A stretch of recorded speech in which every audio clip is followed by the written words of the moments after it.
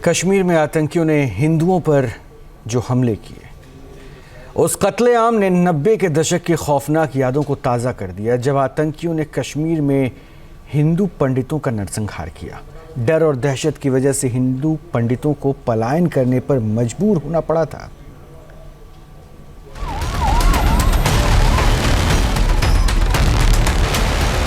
वो खौफनाक यादें जब कश्मीर में हिंदू पंडितों का नरसंहार हुआ था। कश्मीर में हिंदुओं के खिलाफ आतंक की 22 साल पहले की कड़वी सच्चाई को फिल्म मेकर विवेक अग्निहोत्री ने द कश्मीर फाइल्स फिल्म के माध्यम से देश और दुनिया तक पहुंचाया था। एक बार फिर पहलगाम में हिंदुओं का खून बहा तो विवेक अग्निहोत्री ने अपना दर्द एक्स पर साझा किया, जिसमें उन्होंने 2 तस्वीरें शेयर की। एक तस्वीर पहलगाम में नए नवेले जोड़े की है, जिसमें हिंदू लड़की अपने पति के शव के पास बैठी है, तो वहीं दूसरी तस्वीर 22 साल पहले की उन यादों को ताज़ा कर रही है, जिसमें आतंकियों ने हिंदू पंडितों को लाइन में खड़ा करके उन्हें गोली मार दी थी। विवेक अग्निहोत्री ने इन तस्वीरों को शेयर करते हुए लिखा, 22 साल पहले नदी मार्ग में हिंदुओं को लाइन में खड़ा करके गोली मारी गई थी। आज पहलगाम में टूरिस्ट का कत्लेआम हुआ है। वही खून खराबा, वही घाटी, वही सन्नाटा। द कश्मीर फाइल्स सिर्फ एक सिनेमा नहीं था, ये एक चेतावनी थी कि कब तक हम ऐसे नरसंहार की उपेक्षा करते रहेंगे।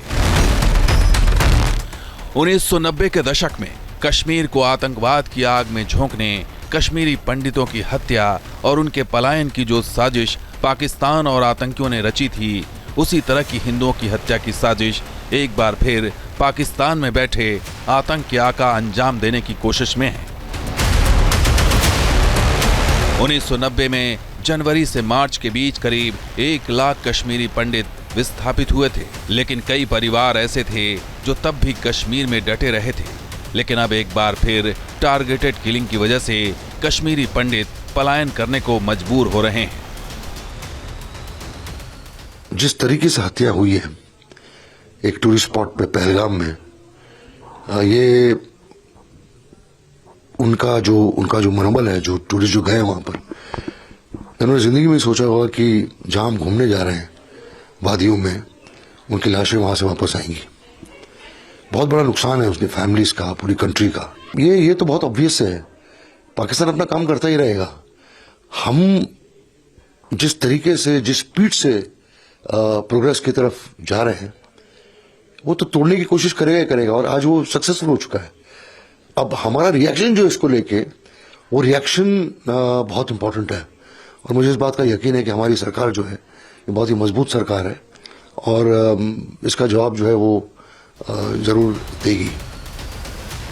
कश्मीरी पंडितों के कई परिवार साल 2019 के बाद कश्मीर वापस लौटे थे। उनके प्रवास का इंतजाम सरकार ने किया था, लेकिन पाकिस्तान और आतंकी संगठनों में खलबली मच गई और उन्होंने कश्मीरी पंडितों को निशाना बनाना शुरू कर दिया। पहलगाम हमले की तरह ही फरवरी 2023 में आतंकियों ने पुलवामा में कश्मीरी पंडित की गोली मारकर हत्या कर दी थी। आतंकियों ने बाजार जाते बैंक में गार्ड कश्मीरी पंडित का पहले नाम और पहचान पूछा, फिर उन्हें गोलियों से भून डाला।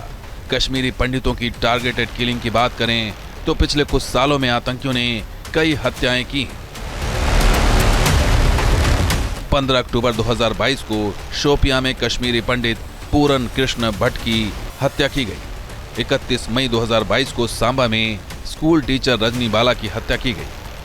25 मई 2022 को बडगाम में टीवी एक्ट्रेस अमरीना भट्ट की हत्या की गई। 12 मई 2022 को बडगाम में सरकारी कर्मचारी राहुल भट्ट की हत्या की गई। 4 अप्रैल 2022 को शोपियां में कश्मीरी पंडित बालकृष्ण की हत्या हुई, तो वहीं 5 अक्टूबर 2021 को श्रीनगर में कश्मीरी पंडित माखन लाल बिंद्रू की हत्या आतंकियों ने की थी। एक सेकंड, कितनी दुखद की बात है सर। दुखद बात है। इसका कोई हद ही नहीं है, कोई सीमा नहीं है इसको प्रकट करने की। बहुत दुखद घटना। 2019 के बाद ये सब चीज़ें रुकी थी, फिर से शुरू हुई है। ये बहुत दुखद घटना है और बहुत गलत ये हुआ है, और हम सब इसको कंडेम कर रहे हैं। और हमारे जो पड़ोसी है जो इसको करवा रहा है उसको भी हम गौर चेतावनी देते हैं कि वो भी संभल जाए, नहीं तो हालात और बद से बदतर हम लोग करवाएंगे। आतंकियों ने कश्मीरी पंडितों पर सबसे बड़ा हमला 1990 के बाद साल 2003 में किया था। तब पुलवामा जिले के नंदीमार गांव में आतंकियों ने 24 कश्मीरी पंडितों की हत्या कर दी थी और पूरा देश आक्रोशित हो उठा था। हिंदुओं को टारगेट करके पाकिस्तान और आतंकियों की मंशा घाटी को कश्मीरी पंडित और हिंदू विहीन करने की है, लेकिन उसके मंसूबे कभी कामयाब नहीं होंगे। पाकिस्तान और आतंक को करारा जवाब मिलता रहेगा। Team news nation. News nation अब व्हाट्सएप पर खबरों के ताजा अपडेट के लिए न्यूज़ नेशन के इस QR कोड को स्कैन करें।